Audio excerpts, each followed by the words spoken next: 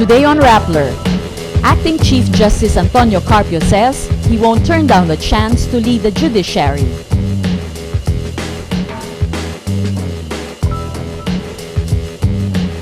And there are people who wanted blood, just for the sake of blood. Because it's drama, they thought it's drama. But we were not there for blood.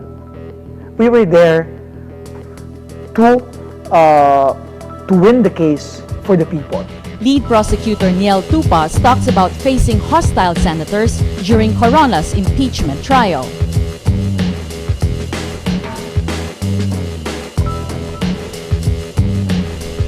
In doing so, they've reaffirmed a fundamental principle that here in America, in the wealthiest nation on earth, no illness or accident should lead to any family's financial ruin.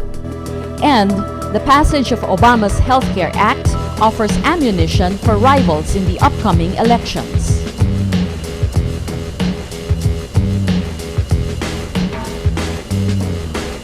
Hello, I'm Chai Hofalenia, sitting in for Maria Ressa. Welcome to Rappler, your social news network. Acting Chief Justice Antonio Carpio hints at his acceptance of his nomination for the post of Chief Justice. Carpio says he will not decline any challenge to lead the judiciary if given the opportunity. He adds, "It's part of my work. There's no reason for me to depart from my work." As the most senior justice in the High Tribunal, Carpio is automatically nominated to the post vacated by dismissed Chief Justice Renato Corona. He was named Acting Chief Justice a day after Corona's conviction. Carpio says a justice's record of past decisions is the best evidence of the competence of a candidate. He is known for his dissenting opinions in cases involving former President Gloria Macapagal Arroyo, who appointed him to the Supreme Court. He says appointed justices must be loyal to the Constitution. Carpio wants the next Chief Justice to decentralize the management of courts, publish financial reports, and expedite the resolution of cases. 13 nominees have so far formally accepted their nominations. Carpio is closely linked with his former law firm, Villaraza, Cruz, Marcelo, and Ang Angco, which was influential in the Ramos and Arroyo governments. Because of this, Aquino allies are asking President Aquino to choose an outsider as Chief Justice. But some say the tradition of seniority in the High Tribunal should be honored. 3 more are nominated for the post of Chief Justice: Supreme Court Court Administrator Midas Marquez, Commission on Audit Chair Grace Polido Tan, and Cagayan de Oro Representative Rufus Rodriguez. The Judicial and Bar Council received the nominations Friday, June 29. Nominees have until July 2 to accept or decline their nominations. It's exactly 1 month since the Senate Impeachment Court convicted former Chief Justice Renato Corona. Rappler asks lead prosecutor Tupas, how did he stand the senator's daily tongue lashing? Carmela Fonbuena reports. One of the most difficult things that I've done in my life. If it's a war, I'm the commander. What is the meaning, counsel, of pro hac vice? Only in this case. Applicable only in this case. Yun lang pala, alam mo naman pala eh. Quite frankly, you misled the public. 4 days a week from January to May, lead prosecutor Tupas Jr. faced unfriendly senators. I give you a grade of 3. I want to hit back hard, not just to the Senate, some senators, no? But the media people as well, the defense. Yet Tupas kept his cool, seemingly unaffected by the daily tang lashing. No matter what, they cannot antagonize the senators, he says, because in the end, they will be the ones who will vote to acquit or convict Renato Corona. I think very few people give him the credit for taking the hits for us. No? I think he was not just treated unfairly, but I think he was treated with abuse.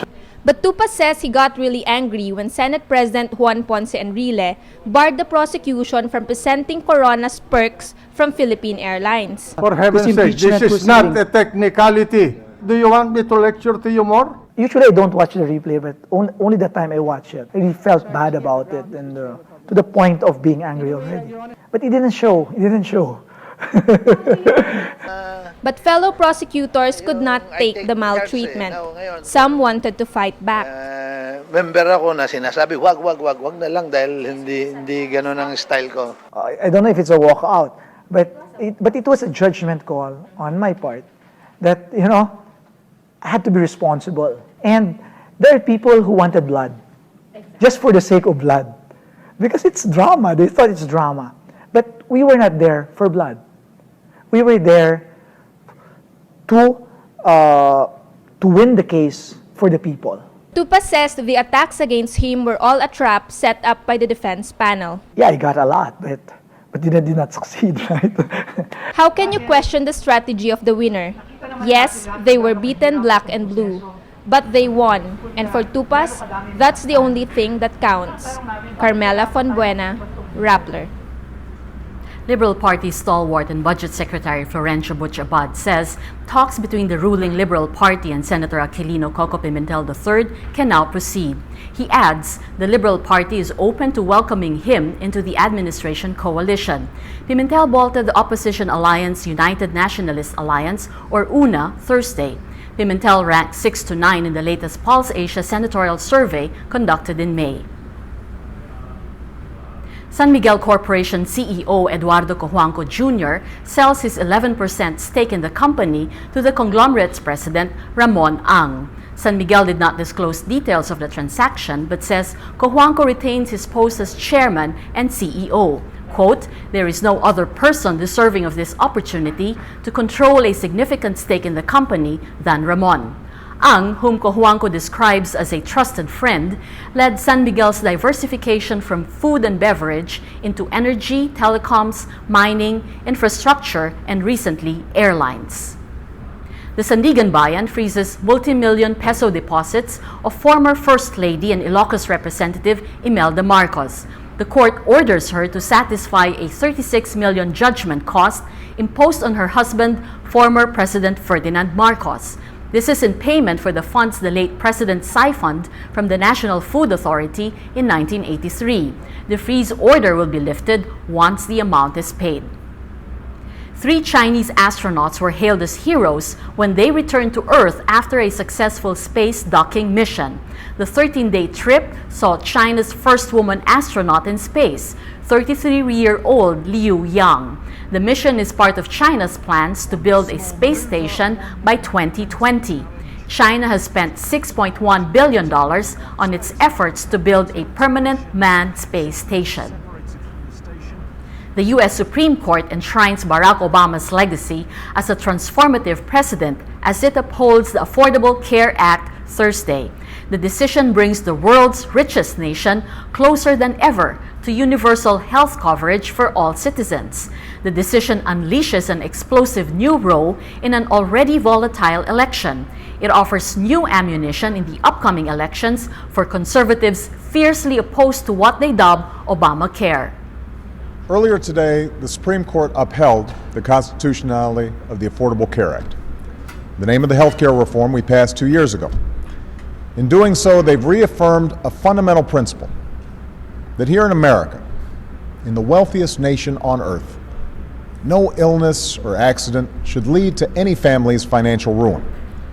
Whatever the politics, today's decision was a victory for people all over this country whose lives will be more secure because of this law and the Supreme Court's decision to uphold it. Let's now look at Rappler's Wrap for today, a list of the 10 most important events around the world you shouldn't miss. At number 2, Russian objections threaten international talks on the Syrian crisis. UN Arab League envoy Kofi Annan calls on senior officials from Russia, the US, France, Britain, and China to save the meeting of foreign ministers set the next day. Russia, the last major ally of Syrian President Bashar al-Assad, objects to a proposal which could limit membership of a transitional unity government in Syria. At number 4, Eurozone leaders allow emergency aid for crisis-hit Italy and Spain. EU President Herman Van Rompuy calls it a real breakthrough to calm financial markets and prevent a recurring euro crisis. The deal allows the Eurozone's $630 billion bailout fund to recapitalize ailing banks directly without adding to the debts of struggling countries. At number 7, an experimental 4-in-1 daily pill against AIDS gets approval from researchers. The drug, called Quad, passes the third and final test for safety and effectiveness. A single daily pill benefits patients who used to take a dozen tablets daily when the first anti-AIDS drugs came out. And at number 9, more than 10,000 regal diamonds will go on show at London's Buckingham Palace to celebrate Queen Elizabeth II's Diamond Jubilee. The second exhibition features jewelry worn by British monarchs for over 250 years, including the Queen's own diadem crown, which she wears on many portraits. The world's largest diamond, the Cullinan diamond, will also go on display. For the full top 10, visit Rappler.com's The Wrap.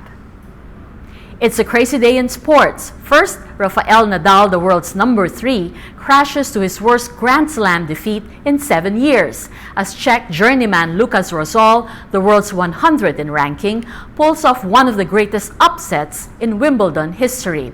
In Euro 2012, striker Mario Balotelli strikes twice to seal Italy's 2-1 semi-final win over Germany. Italy will face defending champion Spain in the finals. Football star David Beckham and two-time NBA champion Dwayne Wade will not be playing in the 2012 Olympics in London. Beckham confirms he did not make the final 18-man team as one of Coach Stuart Pearce's 3 overage players for the games, while Miami Heat star Dwayne Wade will miss the London games because of a knee surgery. In the NBA, the New Orleans Hornets select University of Kentucky forward Anthony Davis with the number 1 overall in the annual rookie draft, while Charlotte Bobcats use the second pick to take another Kentucky forward, Michael Kidd-Gilchrist. It marks the first time in draft history that 2 players from the same school were taken with the top 2 picks. In local sports, living legend Robert "Sonny" Jaworski retires his number 7 Ginebra jersey in the Philippine Basketball Association. In 2000, he was honored as one of the PBA's 25 greatest players of all time. You are indeed correct that it is both full of happiness and sadness, but the most important matter is we're just retiring my jersey. And that's very important. I guess so much flame of competitiveness burn in me. The word retirement should be erased from our system. What is important is every birthday you got to be thankful to God Almighty, because the gift of life is the best life you could ever have. Amen. That's Rappler's Newscast for today, Friday, June 29, 2012. Visit Rappler.com and watch our newscast Monday to Friday. Tell us how you feel on our mood meter. I'm Chai Hofilenia. As we say at Rappler, tomorrow begins today. One time I met a politician and I said, as a joke, that was me, Miriam.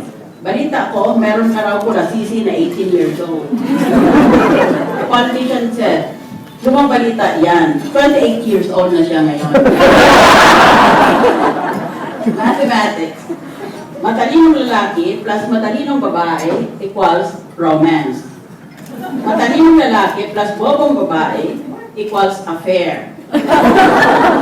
Bobong lalaki plus matalinong babae, kasal.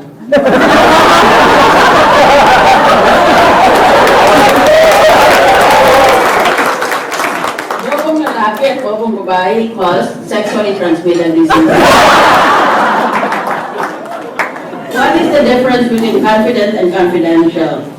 A young boy asked his dad, what is the difference between confident and confidential? The father said, you are my son, confident ako doon. Yung best friend mo sa school, anak ko rin yun.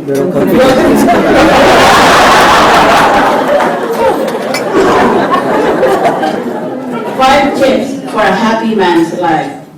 Have a girl to help you at work. Have a girl to take care of you and to love you. Have a girl who can make you laugh. Number 4, have a girl who spoils you. And lastly, number 5, siguraduhin na hindi magkakakilala ang 4 na babae.